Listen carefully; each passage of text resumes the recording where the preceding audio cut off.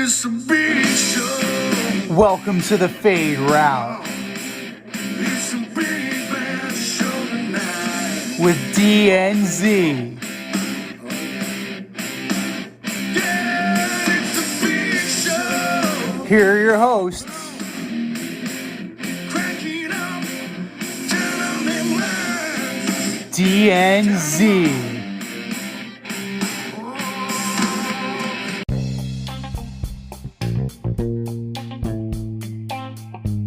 Welcome to this week's episode of the Fade Route with D and Z. I am D, and we've got a great show for you tonight.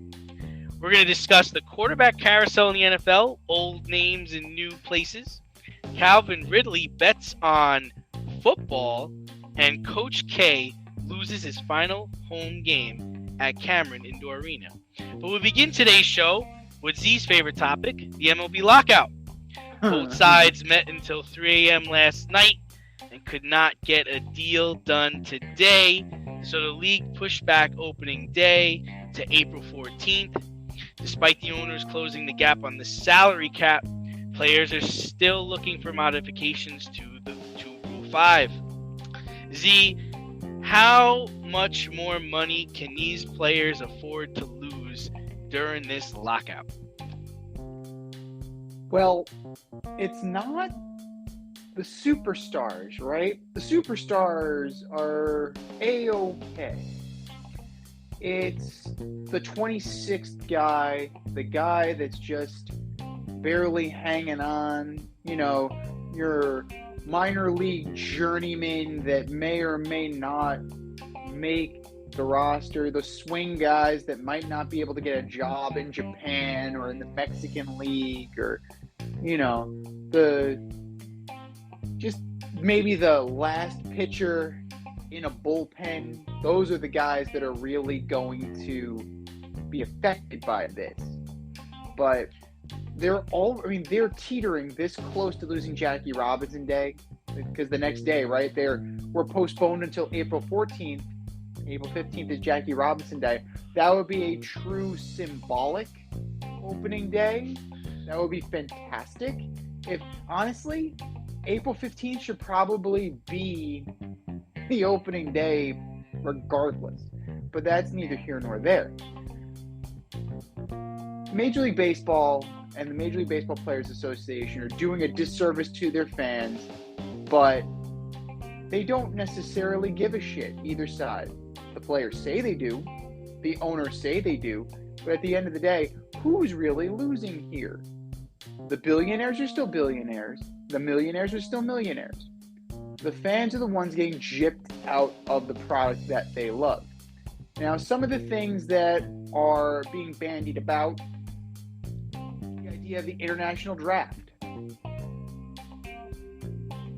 one side, the owners seem to be for it. The players, there's conflicting reports on whether they're for or against. Owners, it depends on the owner. The owners that are going to spend their international bonus slot money, they're against it, because they want to be able to pick the pick of the litter. They want to be able to sign the best possible candidates. Like in an international draft, the Yankees don't touch Jason Dominguez. The Yankees don't get him. That's just how it works. And it would definitely shift the competitive balance away from the team with the deepest pockets, because now if you have a draft that's truly a global draft, that definitely opens things up to where the talent is being more equally distributed. We'll see where this goes. Do you think that you mentioned some of the guys that are feeling the strap, or that reliever, or that 23rd or 24th guy on the roster? Is that guy putting pressure on the union, being like, guys, listen, we got the majority of things that we're looking to get here. The owners are trying, let's just play baseball. I mean, do you think they're putting that kind of pressure on it, or is it the Scherzers and the Verlanders and the Kershaws are like, dude, we are not breaking this thing for anybody until we get everything we want. I think they are going to be a wall. Like, I think that the established players are going to be in solidarity, your established veterans. Now, the guys who are like 36, 37 years old, who may or may not be, may or may not have a long-term future, could they effectively cross a picket line and sign a minor league contract so that they can be in minor league camp? Because minor league baseball is going on as quietly as it's kept. The 40 men on the 40-man roster are not subject to it, but baseball's still going on. So there's nothing stopping free agent signings from occurring. And it would be, I could definitely see that happening where guys are like, I just want to play. Yeah. I can go to an independent league. I can go play in another country. I can go play for, like I said, I can go play for the Richmond Flying Squirrels. Shout out RVA. I can go play for Binghamton. I can go sign a minor league contract. I can just go do that. So I think, it's more of a pawn by the more established players, because at the end of the day, Tony Clark wants a raise and he wants to be paid for 162 games. He didn't get his 162 games with COVID. He didn't, everything was prorated. They want to make their money back. And you know what? Nobody's making their money back. Sorry, you're not getting 2020 back. It's just not how it works. Yeah, I mean, I like I said, we've talked about it on the show since this whole thing started. I mean, I'm still on the side of the owners, and from what I'm reading, from what I'm seeing, it seems like the owners are bending a little bit. From what I read, they're raising the cap. They're trying to close the gap. They're not going to give in to completely what the players want, but they're making some strides. They're making some,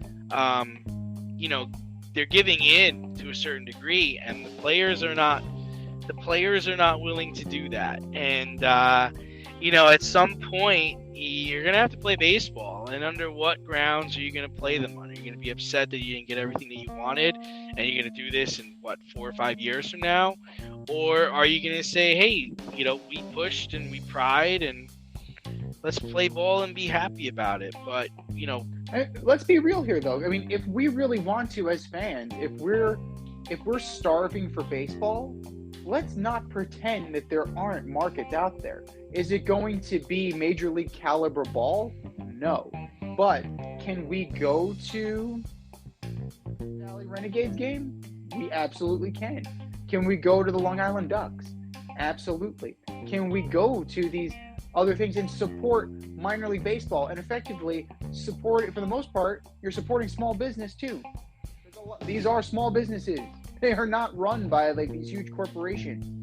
Major League Baseball consolidated a lot of the minor league teams, but a lot of them are still mom and pop organizations. So it would, you'd be doing your local community a favor. And I think that would be a great way to go. Avoid messy accidents. Get better stopping power with your brake pads. Callahan brake pads. You never know when you'll be driving in the road and there will be a truck tire that you need to avoid and save your family. Callahan Auto. We really care about what's under your hood. Yeah, and speaking of doing people favors, the Duke Blue Devils held their last game at indoor Cameron Arena with Coach K as their coach. They played against the Tar Heels of North Carolina, and in attendance were a flood of Coach K's most prominent and best players. Despite all the festivities, the Blue Devils were blowed out by Carolina. Was this a slap in the face to Coach K, or is this just another basketball team before the ACC tournament? First of all, can anybody explain to me, is Jerry Seinfeld a UNC? Is he a Duke alum? Is he a UNC alum? What the hell is Jerry Seinfeld? What's the deal with Jerry Seinfeld being? Maybe his daughter went there or something. Is it maybe Ken Jeong? What's Ken Jeong doing there? Why is Ken Jeong there? He might have went there. I don't know. And Terrell Owens. I'm pretty sure we know that Terrell Owens didn't go to either one of those schools. So, Yeah.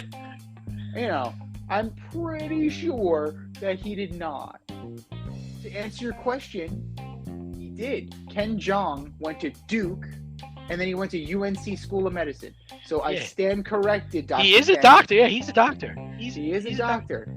I stand corrected, Dr. Ken. But it's another game, man. It's a rivalry game. It's Duke UNC. If you look at the overall records, you know, Duke is 16-4 in conference. North Carolina was 15-5. Is that an upset? And just because Duke is number 4 in the country, Duke was 26-5. North Carolina is 23-8. You know, it's not like they were 8-23. It's not like North Carolina was like drizzling shits. Like, I don't understand where this is like considered an upset. It's like saying the Yankees upset the Red Sox. No, the Yankees don't upset the Red Sox. And that's exactly what this is. You know, you have two premier college programs, and it's not an upset by any means of the imagination. It's definitely, you know, a rivalry game. Was it a slap in the face that UNC didn't do anything for Coach K? Maybe. I don't know. That seems a little self-serving if I'm Mike Krzyzewski. Am I expecting my blood rival to thank me for all the years of coaching? I don't expect parting gifts from, you know, essentially my enemies. I don't expect that at all. And would it surprise me if they met again down the line? No, wouldn't surprise me at all. Would not surprise me one iota. You know, this was a good win for North Carolina, and it wasn't a bad loss for Duke, because Duke can still go in, they can still win the tournament, and they're still in line to get where they need to go in the NCAA tournament. Well, I mean, here's my thing. I mean, I agree with you. It's a rivalry. I mean, of course it is. And I think they're just about even in the last 50 or 60 years they've been playing. But, I mean, I disagree with you. I thought it was a slap in the face. I mean, here you are. You've coached all these games in Duke, right? In Cameron Indoor. And, you know, you have all of your prestigious players come back to see you off, to see your final game, right? And you're playing against a rival, but this is also a team that you should beat, especially since Carolina's not that good this year. And it's not like the game is close, but at the end they pulled away and you lost. And this was a big stage. Everybody's watching this game. This was a big setup, right? Your AD set this up. Your AD agreed to this. Like, this is what they wanted. This is a showcase game. Former pros, Duke legends in attendance.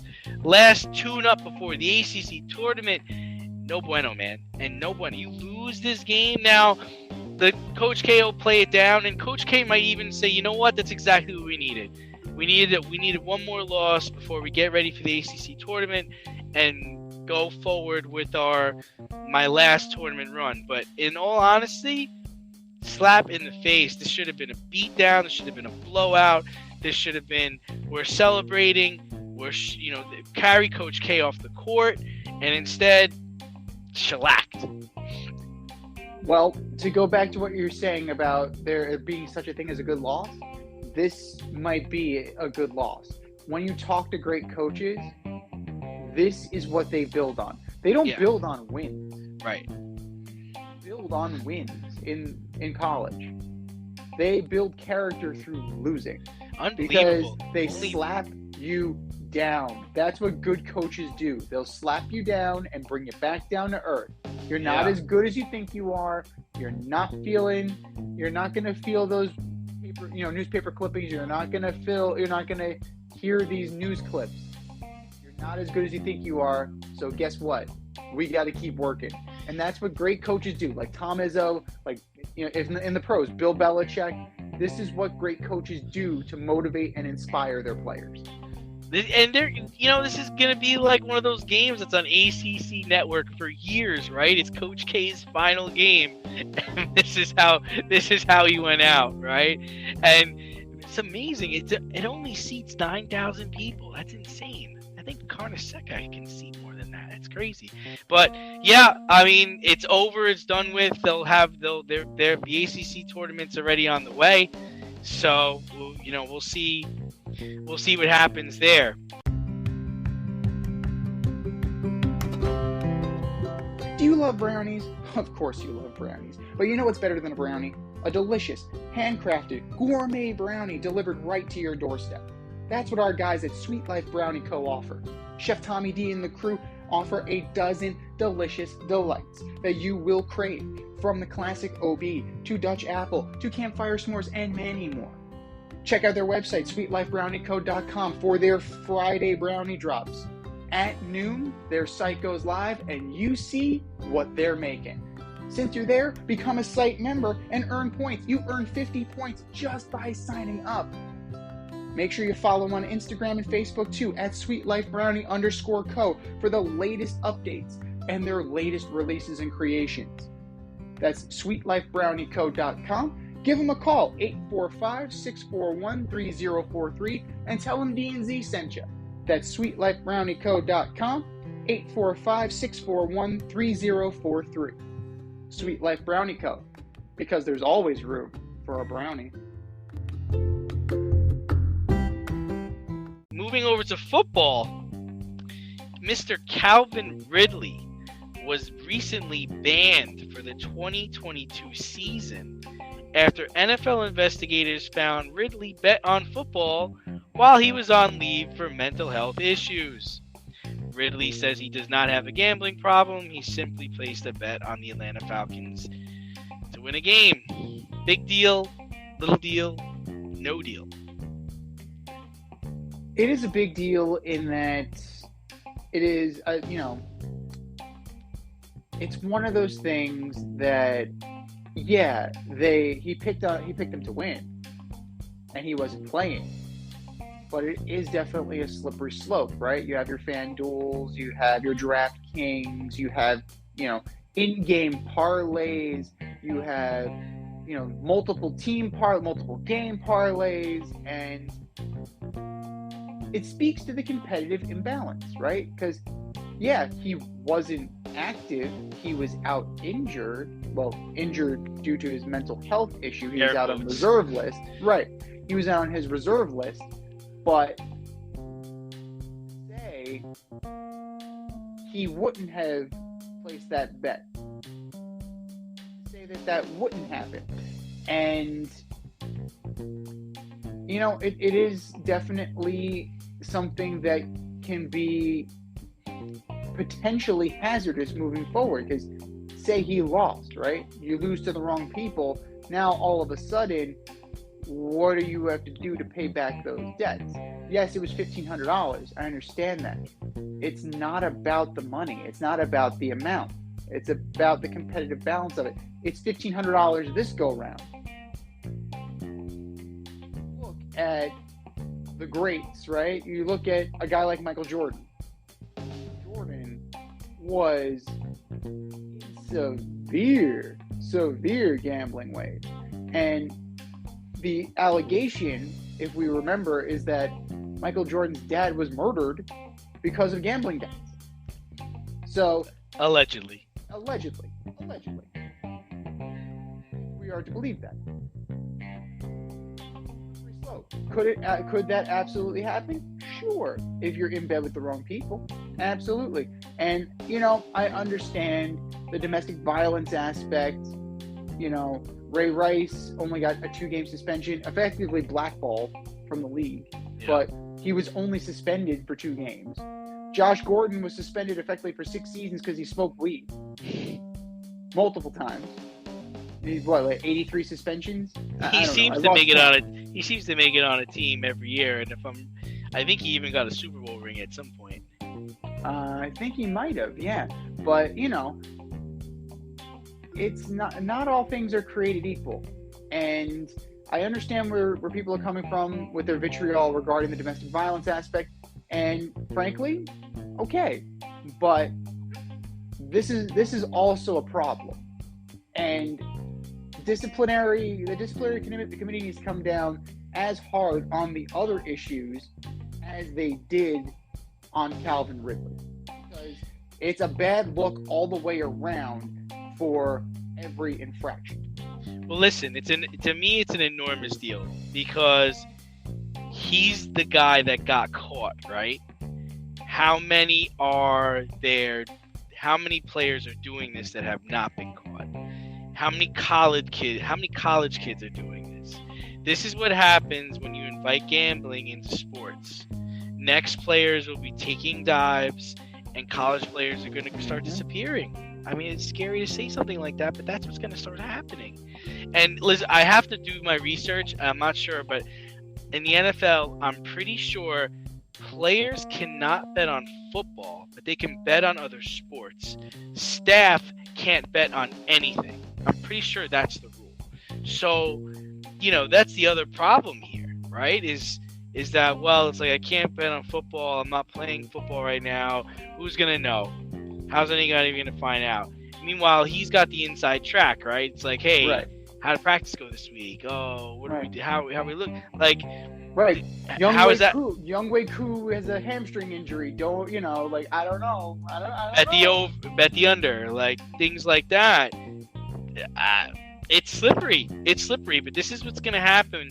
You invite gambling into professional sports, and it's in your face all the time, right? If you listen to ESPN radio, they're talking about the different bets and the parlays you can do at Caesars. If you're watching ESPN, they're telling you that, oh, you're getting a free bet, you're getting a free credit. They're all inviting you to get in on this. If you put on ESPN News, they're showing you the lines. It's inviting.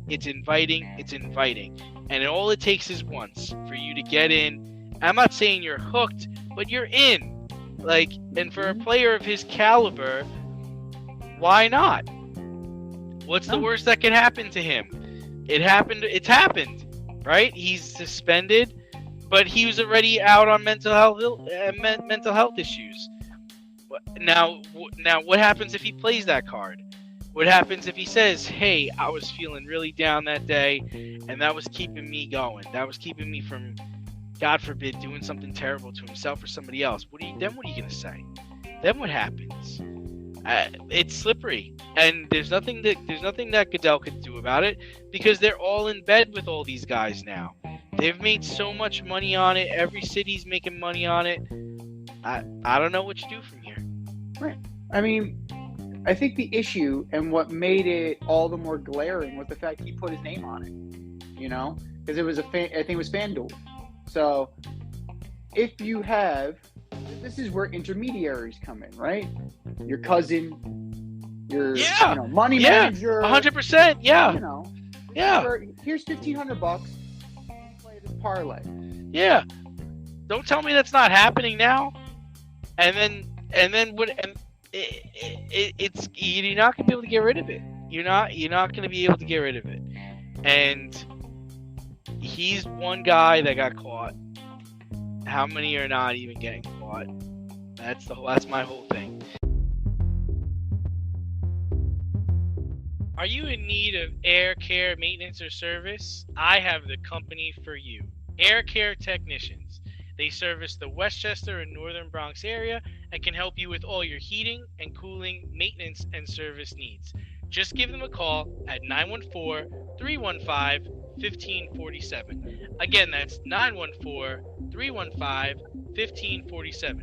Or shoot them an email at aircaretechnicians@gmail.com. These guys are the real deal as they are veteran-owned, licensed, and insured. Make sure to tell them that D&Z sent you. But, even though there's basketball seasons in fine form right now, baseball season, we don't know if it's going to happen. There's plenty to talk about with football because quarterback's been on the move for the last couple of days. Wentz went to Washington today.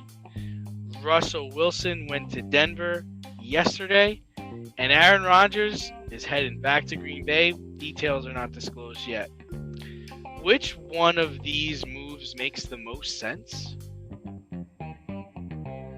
Well, if we're going to do an impromptu order up, I'm going to say the Rodgers move makes the least amount of sense from the standpoint of, and 4 years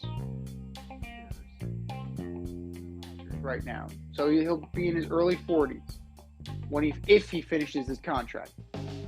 A $200 million extension, $153 million guaranteed. To the point where A.J. Brown sent out a tweet. He said, I'm playing the wrong position. Indeed you are, AJ. If you want to get paid, indeed you are. Aaron Rodgers, from a financial standpoint, from a pure dollar and year standpoint, that is the most absurd. In terms of ridiculous value being sent in another direction, you're telling me Russ at 33 and a 4th round pick nets you Drew Lock, Noah Fant, Shelby Harris. So your starting tight end, your starting defensive lineman. Drew Lock started games, so your starting quarterback. 2 firsts.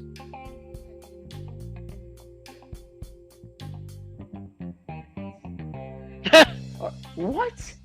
Schneider got the Broncos big time. And now the Broncos firmly they're in win now mode. And I don't necessarily think they're better than 3rd place in that division. Well, I think we would agree that Russell Wilson is the 3rd best quarterback in that division, right? I would concur. Yeah, absolutely. I'm taking Mahomes and Herbert. Absolutely. I'm taking the upside on Mahomes and Herbert over Russell Wilson. So we talked about this a couple weeks ago, right? It's like, are other people going to adopt the Rams formula, right? Are other people going to go, hey, let me go get a quarterback, I'm close, right? We even saw Tampa do it 2 years ago with Tom. They didn't have to trade anything for him, but they signed him. And the Rams went and traded for Stafford. They got there. It wasn't easy, but they got there. Now we're seeing a similar thing with Denver. The only thing I would say is I don't know if there's so... First of all, let's back up a little bit. For him to go to the AFC is tough, right? I mean, it's not an easy road. I'm not saying it's not easy. I'm not saying it's hard in the NFC, but it's a lot harder in the AFC. He's gonna have to go through Mahomes. He's gonna have to go through Herbert. He's gonna have to go through Josh Allen. And the only thing I would say is I don't think there's a lot of pressure on him to win now, right? He's got a 4-year window, I think, and if he can get to a Super Bowl and deliver at least one in the 4 years, then I think this was worth it. He's got to get to 2. He's got to get to at least 2 Super Bowls and win 1. If not, there's such this push for Russ Wilson to be successful, I feel like. I think it was 2 years ago, everyone's, he's an MVP candidate. How come we've never talked about it? And then he sucked the whole second half of the season. And then instead of giving him the MVP, I'm pretty sure they gave him the Walter Payton Man of the Year award. There was such a push to get him something. And my guess is because they knew his time in Seattle was almost up. And they're like, let's get this guy something while he's here. A lot of people are saying he won those Super Bowls because of the defense and the run game. It's hard to argue that. It's hard to argue that point. Who would you say is better? Would you say Stafford's better than Russell Wilson? Or would you say Russell Wilson's better than Stafford? Oh, I would say Russell Wilson is better than Stafford. Right, I would say too, just because he won a Super Bowl, right? And he's mobile, and he doesn't get hurt. I mean, this was the first year that he really got hurt. Denver, I think Denver overpaid, but they're taking a page of the Rams book. This is the new way to do things. I thought it made sense, but like I said, I don't think it's going to be results right away. AFC's tough. Russ, like I said, we both agree he's probably the third best quarterback in that division. Mhm. Rodgers going back to Green Bay, it's like, why? Why? Why does this make sense? Because what? It worked the last 6 years? Because it didn't. Like, what's going to happen next year? What's going to happen next year that didn't happen all these other years? He's got 156 million guaranteed. That's what it is. No, That's for what it him. is. Yeah, but for him. But if you're the Packers, like, what is this about? If you're Jordan Love, dude, trade me now. Like, get me out of here. Send me to Oakland. Send me to Minnesota, Chicago. Get me the hell out of here. He needs to demand a trade today, yesterday, tomorrow. Like, he is wasting his time there. He needs to get out of town. Now, Wentz, I feel terrible about this, but we were talking about this in the production meeting, and I've been watching the HBO Hard Knocks in the season with the Colts and Wentz, and that guy's just not the same. He's not the same guy after that knee injury that he suffered, against the Rams when he was having like an MVP season for the Eagles. He's just not the same, and you could tell, like, mentally he is, I feel like, and he's definitely devoted and he's trying to win, but the talent, I don't know what happened. It's just not there. I think he'll be fine in Washington, but I think this is his last chance, and I wouldn't be surprised if he didn't make it through the season and they wind up going in a different direction. Absolutely not. I mean, let's break down the deal, right? The teams are swapping second-round picks. The Commanders get Wentz. The Commanders' third-round picks in 2022 and 2023. The 2023 third-round pick can become a second-round pick if Wentz plays 70% of Washington's snaps. We both know that's not going to happen. Right. He's just not going to do it. So now you have Wentz, Ryan Fitzpatrick, and Taylor Heineke on that roster. And you know what? Which is Taylor not bad, Heineke- right? That's not bad. That's not That's bad. not bad. Solid. That's not bad for them, especially in that division. That's fine. It's a solid QB room. Honestly, That's fine. I kind of feel that Taylor Heineke well enough to be the incumbent, but if Washington decides that this is the route they want to go, then that is fine. They absolutely can do that, but you're not getting MVP Carson Wentz. No. You're just not going to get him. And No. does he make Terry McLaurin better? I don't necessarily think so. Does he make Logan Thomas better? I don't think so. Unless you're telling me that you're bringing in Zach Ertz along with Carson Wentz, if you're bringing in another wideout that he's familiar with, if you're trying to rebuild the Eagles team, then maybe. The only thing I would say is I thought Indy did well last year, mainly because of their defense and their run game. I do think if Carson went back to Indy, they would have been a better team. It would have been his second year with the team. I think they would have worked out a lot of the kinks, and I do think he would have had a better season. So now you plug him into Washington, which is with a defensive-minded coach.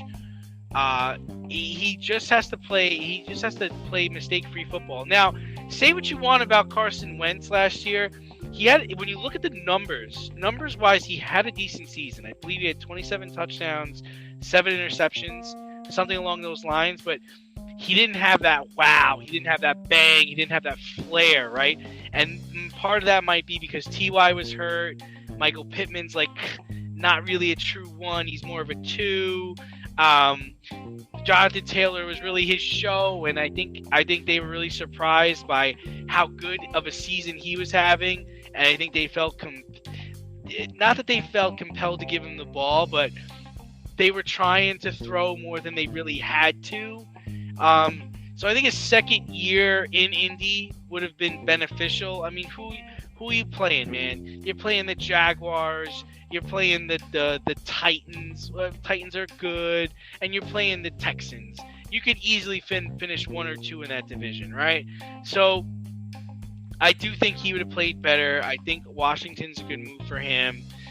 I'm surprised at how much Denver gave up. I mean, it's a lot. And how many other people were trying to get Russ? Were the Steelers trying to get Russ? Was Tampa trying to get Russ? Like, I can't believe that Russell Wilson wholeheartedly signed up for this, right? Because the other thing was is he had to approve this trade. His wife probably had to approve this trade. It's Denver. Is it one of those things where he looks at it and be like, okay, let's just play a year here and then see if I can move on? Is he really looking to finish his career with the Denver Broncos?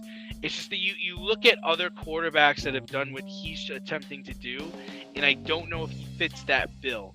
We saw Peyton do it. We saw Tom do it. We saw Stafford barely do it, right? I mean, a lot of things had to go right for that to happen. Now he's in a division where he's going to have to play Pat Mahomes twice. He's going to have to play Herbert twice. They gave up their tight end. Their defense is good. They lost Von Miller. Does Von Miller come back? Do they sign Bobby Wagner, who just got cut? I mean, that's another thing. It's like, where's Bobby Wagner going? That could play. I mean, like, say Washington goes and gets Bobby Wagner. Okay, hey man, Bobby Wagner and Ron Rivera's system. Yeah. And then Tyrann Mathieu likely not going to be able to re-sign with the Chiefs. Where does that guy go? So there's a lot of ways Denver can get bulk up, but I think the first year will probably be a wash. I'll more expect something from Russ and company next year or 2 years. Now we're looking at rosters, right? We're talking about the win now method of Les Snead, Mr. Fuck Them Picks. But I don't know. Like, you have Robert Woods, you have Cooper Kupp, you have name recognition, you have name value out there. Does this qualify? Because you're looking at starting running back Javonte Williams, who's good. He's good. He's probably better than the Rams running backs, I would think so, or on par with them. Yeah. Cortland Sutton. Yeah. No. Right. It just doesn't add up. Jerry Jeudy. No, it's not the same. He wants to. It's apples and watermelons. They're not even close. Well, not only that, but the Rams already got to a Super Bowl, right? I mean, the Rams got there with Goff, and what they do after they lost, they got better, right? They got more players. They got their quarterback. So the Rams were. Well, it's hard to disagree. It's hard to argue this point at this point, Z, but the Rams were really a quarterback away because they went and got their quarterback and they got back there and they won. But I think that they still could have done it with Jared Goff. Like, yes, I do. I agree too. But I don't know if Denver is really a quarterback away because even that 1 year they got Peyton. Peyton I believe he set the record that year for touchdown passes, but they wound up getting slapped in the Super Bowl by the Seahawks. So I think it's going to take a year or two. But with Wentz moving to Washington, the Colts suddenly do not have a quarterback. Does this mean they will be trading for Jimmy G? Or do the Colts have something else up their sleeve? If I'm the Colts, I'm calling Jameis Winston. Okay. I never thought I would say that in a million years. But I think Jameis Winston would be appropriate because he's not that dissimilar from Carson Wentz. And if you can, because there's arm talent there. Jameis Winston is turnover prone. He cut down on it a lot, but he's, you are what your record says you are, and his record says he's a turnover machine. Right system with a really good running back, a solid offensive line, and weapons. Even though they just lost Jack Doyle because Jack Doyle retired, they're gonna have to replace him. Maybe Rob Gronkowski.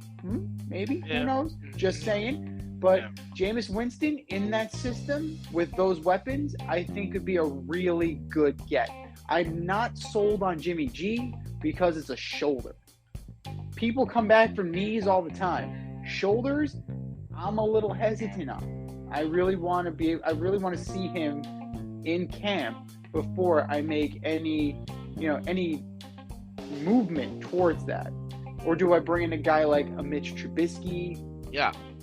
Somebody on that level and then just see where it goes and then draft a quarterback. But, if I'm them, I'm looking at Jameis. I think Jameis would be a good get for them.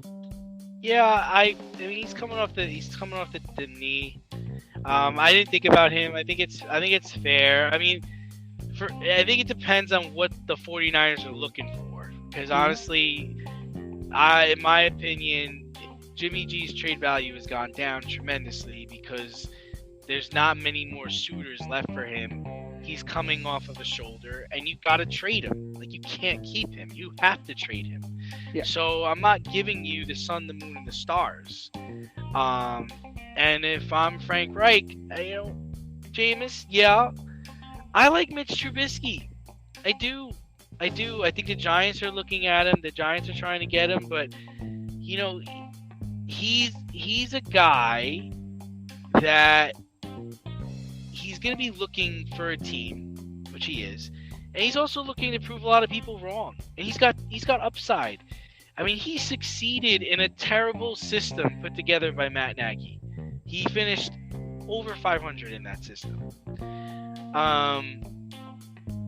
Another guy, I think he just re-signed with the Ravens today, but I like Tyler Huntley, the backup quarterback of the Ravens. I think he's talented, and you don't have to do much. You just got to be able to run the football and do not turn the ball over in Frank Reich's system. I mean, The defense is solid. The defense is good. It might be too late because I think the Ravens just re-signed Huntley, but he would have been a guy I would have targeted. I think Mitch Trubisky is a good guy because he doesn't turn the ball over. He's a heady player. He's trying to prove something. And then as long as the 49ers don't want the sun, the moon, the stars, you go get Jimmy G. But what happens to Deshaun Watson in this market now? Where's he going now? Because a long time we thought he was going to Denver. Now where's he going? Speculation was Seattle might want to package some picks and send them down to Houston, but I need to make sure, if I'm John Schneider, I want 100% certainty. I want a guarantee that this is going to be resolved. Not only is it going to be resolved, but Watson is going to be cleared before I make any move that involves him, because it's going to be a significant haul going back to Houston, and I'm not trading for the guy who's about to do time for alleged sexual assault. But it's not so bad though, right? I mean, you can get him. That starts your rebuild, right? You start your rebuild. I got my quarterback because he's locked in, and it's now we're gonna put together a team. And this is exactly what this is exactly what we've been saying about Seattle, and we should probably reach out to Joe, see what Joe is seeing out in Seattle, but where they're feeling, where they're going with this. But that would definitely accelerate the process. But I don't necessarily know if this team is any better with Watson than with Wilson, because you still have the same problem. So I really don't know about that. As far as Jimmy G goes, I mean, I could see Pittsburgh being involved. I can see, if Cleveland decides to move on from Baker Mayfield, I can see that. If Carolina still needs a quarterback, maybe they feel that they could do that. Detroit wants to, move on from Jared Goff. There are teams that will vie for Jimmy G's services because he's a solid quarterback. He's a winner. He's a winner. He wins. You can say anything you want about Jimmy G. You can say he gets hurt. You can say he's a lousy passer. He makes stupid mistakes, but he wins. The guy wins. He finds a way. So does Drew Lock start the season as the Seattle Seahawks quarterback, or do you think they're going to draft somebody, or what do you think they're thinking there? They're sitting at 9 right now. They're actually in a really good spot. I don't think they're going to take Pickett or Willis or Corral at that high at number 9. I think that's a little too much of a stretch, but they turn that into a solid offensive lineman who can actually protect Drew Lock. I think that Lock is a fine stopgap, and I think that free agency hasn't happened yet. So who's to say Jameis Winston doesn't end up there? And they'll, instead of spending all that draft capital to acquire a guy like Watson, just spend some cash. Spend some cash, bring in a Jameis Winston to push Drew Lock, and whoever wins the competition wins the competition. So, or even a Teddy Bridgewater. Recreate the Denver quarterback room, which wasn't that great to begin with. But if you feel like you want a veteran presence there, that's another guy. Teddy Bridgewater is available. So who's to say he doesn't end up in Indianapolis? He's a steadying force. Again, you just need a rudder for that ship. And, Locke shows flashes, and Locke with DK Metcalf could be very interesting. So, I would give him a shot and see what happens.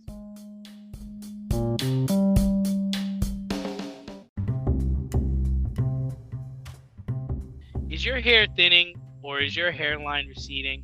Scalp micropigmentation will fill in the areas where your hair is missing by creating a short buzz cut look.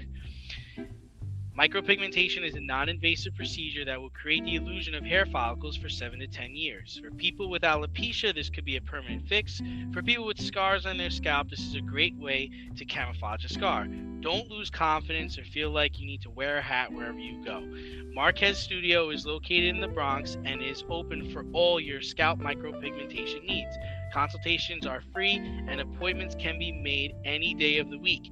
Get your hairline back with scalp micropigmentation. The techs at Marquez Studio have over 30 years of hair cutting experience and can assist you with all of your questions. Call to schedule a consultation today, 646-221-8728. You can also visit them on Instagram at Bronx Marquez to see their gallery and view all their satisfied customers. Again, that is Marquez Studio, located in the Bronx, New York, 646-221-8728.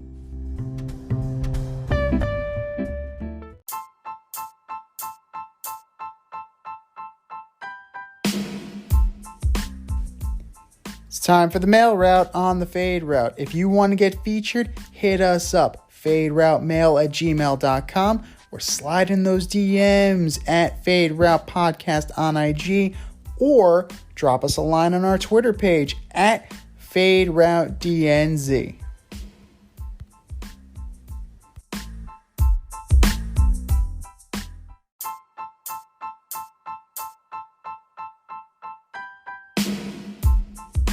All right, ladies and gentlemen, we have a full email box here for you. And if you want to be featured on the show, hit us up at faderoutemail@gmail.com or slide in those DMs on Twitter at FadeRouteDNZ or Fade Route Podcast on IG. First email comes from Christina in Gloversville. The Buffalo Bills are rumored to be interested in Gronk. How likely is it that Gronk plays for his hometown team next year? I think it's doubtful. I mean, he can't run anymore. He can still block, but unless they're going to pay him big money, I can't see him going to cold Buffalo for another season, especially when his old offensive coordinator is the head coach of the Raiders. So you're thinking Vegas? Are you locking him into Vegas? Is that? I'm just saying. I don't really think he's gonna come back. But if he comes back, I don't see why he would go to cold Buffalo when he could just stay in Tampa, or he can go play with Josh McDaniels in Oakland and then in Vegas. Yeah. No, but I agree with you in that regard. If he goes to Buffalo, he's going to be just a goal line tight end, right? He's just going to be a poacher because Dawson Knox is firmly entrenched as the starting tight end, and he is a quality target for Josh Allen. Last year, 55 receptions, 802 yards, 6 TDs. So 6 touchdowns on 55 receptions. Gotta say, that's pretty good. So if Gronk wants to be that in his career at this point, if he wants to be that guy who just comes in, boxes out, and catches touchdown passes, why not? Absolutely. I mean, if he wants to do that, more power to him. I don't see Buffalo as a fit. I definitely see, like I just mentioned, Indianapolis, putting him with Mo Alley Cox. I think that would be a good fit. Possibly in Baltimore to play off of Mark Andrews. I think that would be it. It would definitely open up some things. Maybe Miami, flanking Gesicki. You have a couple of different things, a couple of different ways you can go if Gronk wants to play. But like Vegas opposite Darren Waller. That's a really interesting one, man. That's definitely one that I think could be good. And, if he chooses to do that, then he will be even more dangerous than he's been in the past. Email number two. From Kim in the Bronx. Derek Jeter might have failed as the CEO of the Marlins, but should MLB consider him for Rob Manfred's job? My answer might surprise you. I think the league could benefit from a former player as a commissioner at this point. Anyone's better than Rob Manfred, so yeah, why not? Well, at the end of the day, the commissioner is the spokesman of the owners, right? That's why there's a players' union. And that's why Tony Clark is the head of that players' union, because the commissioner does not speak for the players. He speaks for the owners. If you had a player, like we've been speculating about this for years, right? Like Peyton Manning to replace Roger Goodell when Goodell decides he wants to retire. And it's a great article that I found from 2 years ago, actually, written by John Feinstein. And say what you will about Bud Selig, but he seemed to be a fan of the game. That definitely, that goes a long way, especially with fans, right? Because if you're a fan, you can appreciate the fact that, hey, this guy actually likes the game of baseball.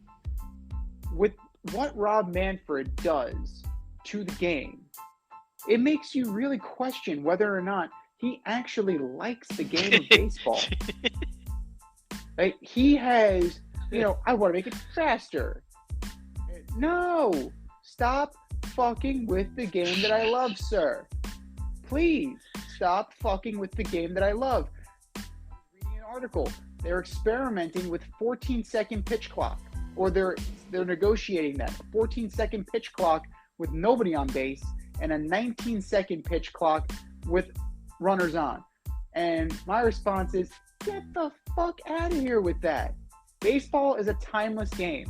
It is the national pastime. It is played without a clock. Learn it, accept it, and move on. Stop touching my game.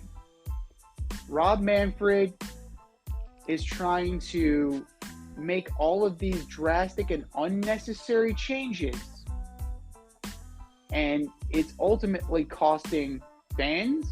It's not creating new fans, and now there's enmity between the Players Association and the owners. So Derek Jeter, why not? Derek Jeter seems to have a good relationship with ownership, and he had an ownership stake in the Marlins, so he definitely can speak to that side of the table. But then he can also speak to the fact that he was a former player, so he can speak to the interests of that, and provided that maintains that perspective, I think that would be a fine move. And at the end of the day, you can question Derek Jeter's talent. You can question whether or not he was overrated, underrated, rated just fine. But one thing you could not question is that Derek Jeter loves the game of baseball. That is unquestioned. That is undisputed. And you need a guy that loves the sport. And Derek Jeter is that guy. Email number 3 from Jeff in New Rochelle. Will Rick Pitino win the MAC tournament, and will Iona make it back to the NCAA tournament?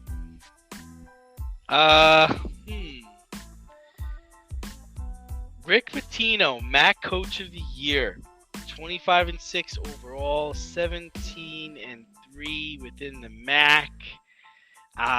Rick Pitino, friend of the program. What's up, Coach?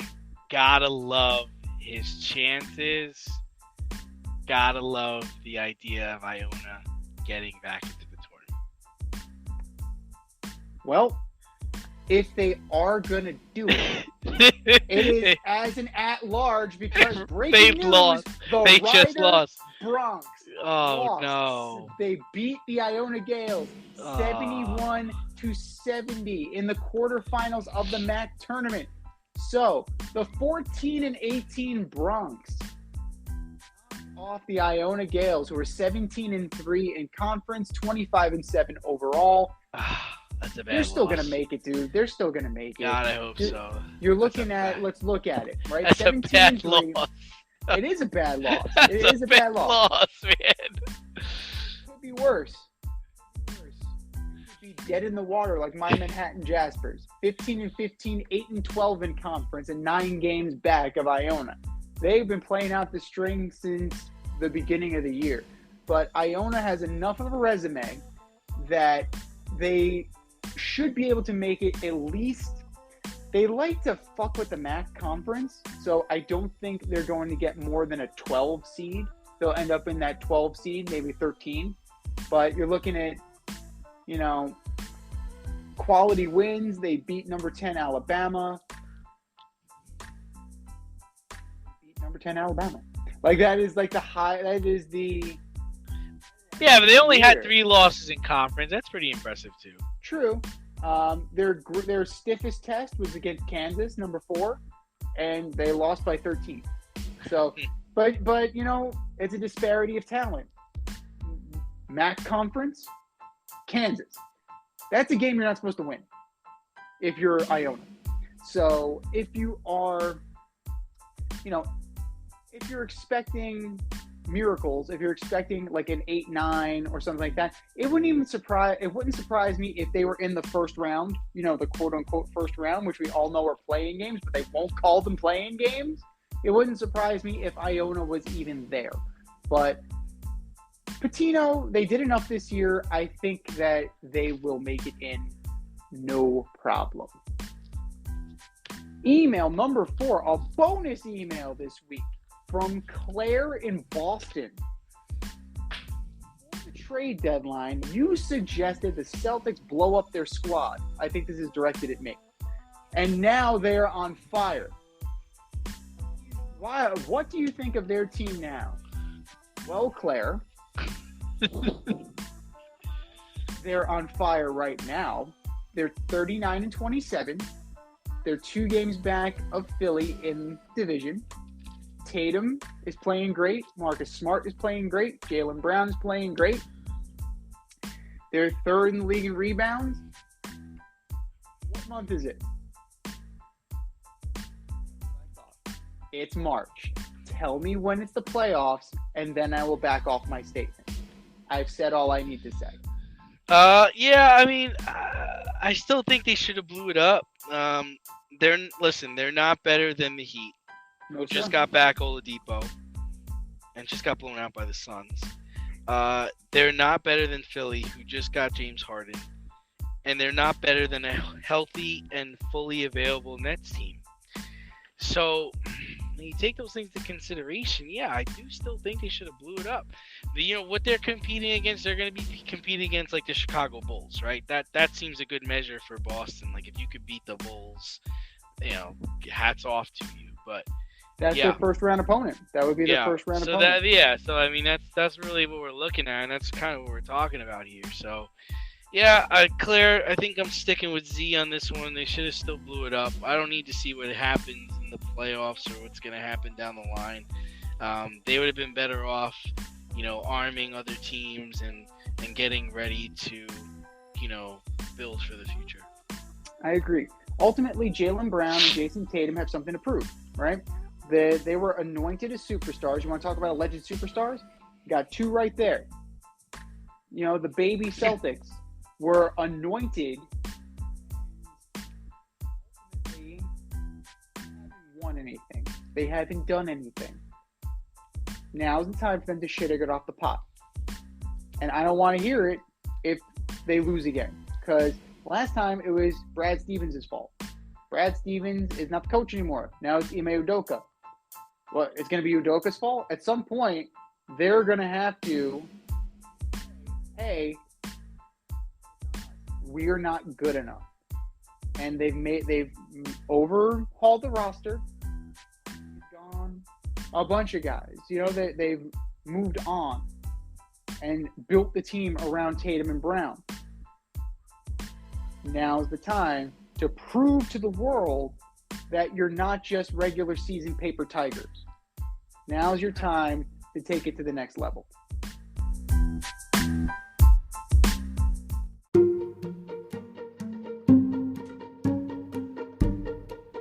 The Fade Store presents the Alleged Superstar of the Week Award.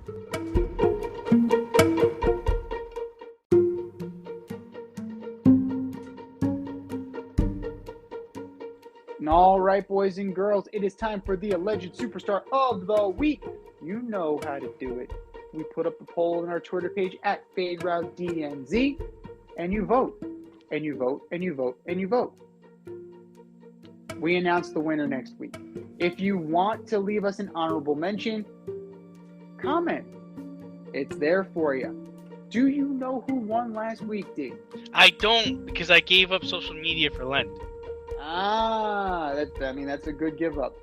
Well, clearly, this guy also gave up Twitter for Lent. And he gave up Twitter for another reason, too. Vladimir Putin. That kind of seemed a little skewed. I think that one was kind of going to be the runaway anyway. But, Vladimir Putin, definitely an alleged superstar. And let's see who takes home the ass this week. Who you got, D? Who are your nominees for alleged superstar of the week? First up, I've got Ben Simmons. Oh, he's been on this list before. Part of a blockbuster trade. You have a choice to get revenge against the team that traded you, the coach that didn't want you, and the teammates that talk shit about you tomorrow night, and you're deciding not to dress. Sit in street clothes on the bench. Ben Simmons, you are my alleged superstar of the week. Number 2, the Duke Blue Devils. Losing Coach K's final game in Cameron Indoor Arena in front of the golden brass of elite Duke players minus JJ Redick. Duke Blue Devils, you are my alleged superstars of the week.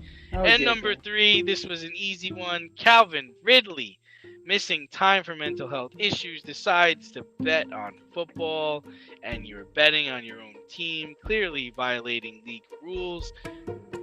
Calvin Ridley, you are my alleged superstar of the week. What do you got, Z? All great choices, my man. All great choices. Got some repeaters, as always, because Rob Manfred and Tony Clark, you're back. We should name the award after them at this point, because they're always on the list. You And just now made the you're list back again. from outer space. Jupiter. How appropriate. They canceled the second week of season. They cannot get their shit together. And Rob Manfred, you are my alleged superstars of the week. Jerry Jones. Yeesh. There's a lawsuit out there, boys and girls, from a 25-year-old woman alleging billionaire owner the Dallas Cowboys paid her mom hundreds of thousands of dollars to conceal that Jerry Jones was in fact her biological father. Jones. Explaining to Duke.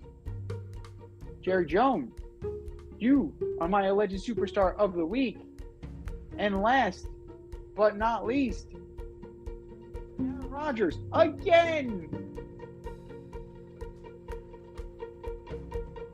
Telling me that the last 2 years of our lives, with the pain and suffering that you have caused, and the nonsense, and the torture of the will I and won't I, and do I want to stay, do I want to go? You've created all this havoc in Green Bay. Money grab? 6 million reasons not to like you. Rodgers are my alleged superstar of the week. I'm starting to think we should name the award after these guys, man. They just keep coming. They keep coming. And a bonus. Djokovic, another one. Play in any U.S. tournaments because he's unvaxxed.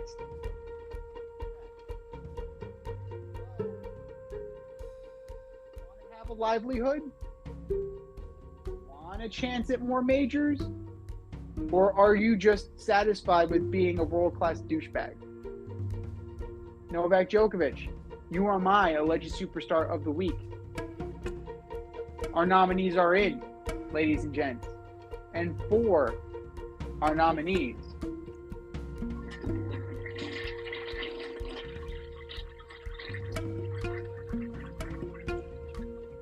just do better. Just do better.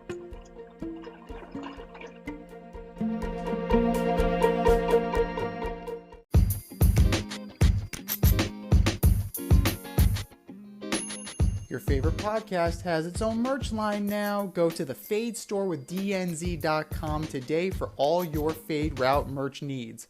I'm talking tank tops, t-shirts, sweatshirts, like yoga pants, we got those too. Like some cool accessories, we got those too. And we're not done yet. We have so much more planned for you, but check out what we have today at the Fade store with DNZ.com. That's the Fade store with DNZ.com.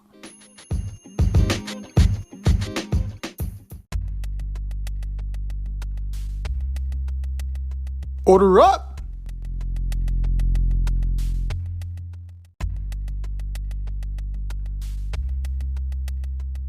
All right, boys and girls, it is time for us to order up. Order up, order up. Order up. We are ordering up the top 5 available MLB free agents. 5, 2, 1. Who you got, D? I think my list is going to surprise you a little bit. So, number 5, I've got Carlos Correa. His injury history concerns me. He's a solid baseball player and a good shortstop. I mean, he's a good hitter. He's probably going to be a Yankee, but he would be my number 5. Number 4, it's Anthony Rizzo. World Series champ, will likely go wherever Freeman doesn't go, right? Thinking Red Sox, Yankees, Atlanta. Number 3, one of my favorite players, Nick Castellanos. Solid outfielder, solid hitter. Helped me win my fantasy league last year. I like him at 3. 2, I got Freddie Freeman. He's a former MVP. I think he's likely leaving Atlanta. I think it's shrinking every day. Every day he gets further and further away from Atlanta. If the Yankees or Boston get him, you have to like their chances. Number 1, who's I think arguably my favorite player right now, another former MVP, is Chris Bryant. He can play every position in the outfield. He plays the corners in the infield, and he's a solid hitter. And that's my top 5. What do you got? I mean, those are all great choices, absolutely. And based on who's left, I can't put a pitcher on there.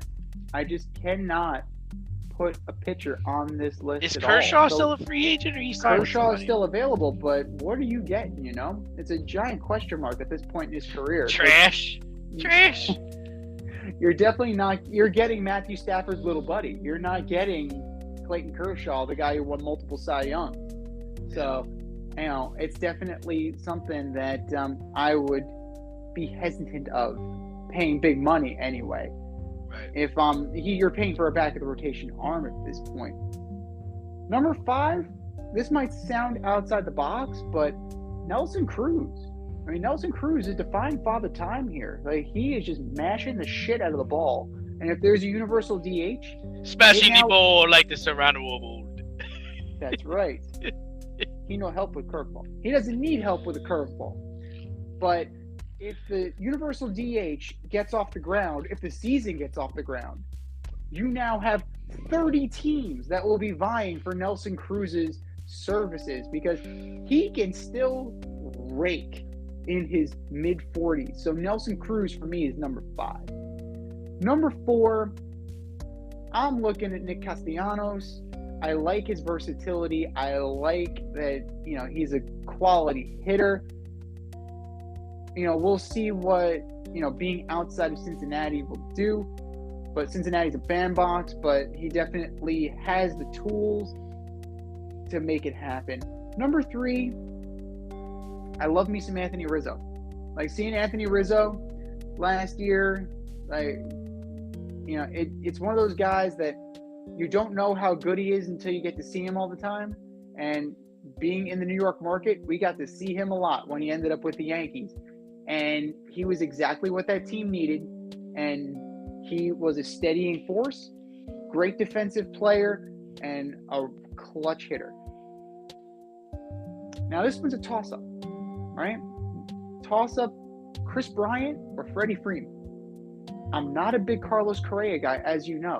For him to have that back injury, that just worries me. I'm not going to commit big money to him, considering the fact that guys like Corey Seager, Marcus Semien, Javi Baez, all these guys got paid. I'm scared off by that injury history. I'm scared off by that back. So Carlos Correa is not on my list. That leaves me with Chris Bryant and Freddie Freeman. I'm going Chris Bryant number 2. I think he is an extremely versatile player. Last year was definitely a make good season. And he's probably going to end up with the Mets. And, hopefully able to stick on this trajectory to where he's playing like the Chris Bryant of old and not an old Chris Bryant. But, the potential is definitely there. And number 1, Mr. Brave, or at least he was, Freddie Freeman. You can't discount how good Freddie Freeman has been. As a Met fan, I've seen him torture my team. He was the new Chipper Jones, and I hope he gets out of the division. Did you hear that the Rays were interested? The Rays were going to make him an offer. Yeah. Can you imagine? I can't imagine that. I can't imagine the Tampa Bay Rays, 1, spending money. Yeah. And 2, spending money on a free agent like Freddie Freeman. But Freddie Freeman's a game changer if he goes to any team. Defensively, he's solid. Offensively, he's solid. Clubhouse guy. Lefty power. Can hit to all fields. Freeman is my guy. And he's your guy, too. This has been the Fade Route with D&Z. Thanks for tuning in tonight. You can catch our podcast Wednesday nights on Anchor, Spotify, iHeartRadio, or wherever you listen to your podcasts. Until next time, stay faded, everyone. Time for us to run the go route, but we'll talk to you next week.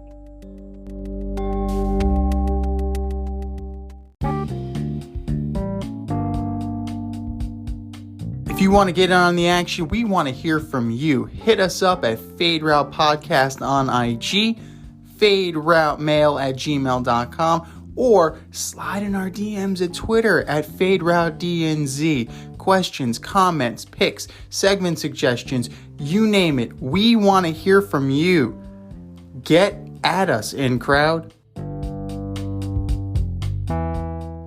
Thanks for listening to this episode of our podcast. If you like what you heard and want to hear more, be sure to like and subscribe on your favorite podcast platform. Rate us 5 stars, leave us a review, turn on subscription notifications, and tell your friends. Spread the word, spread it wide.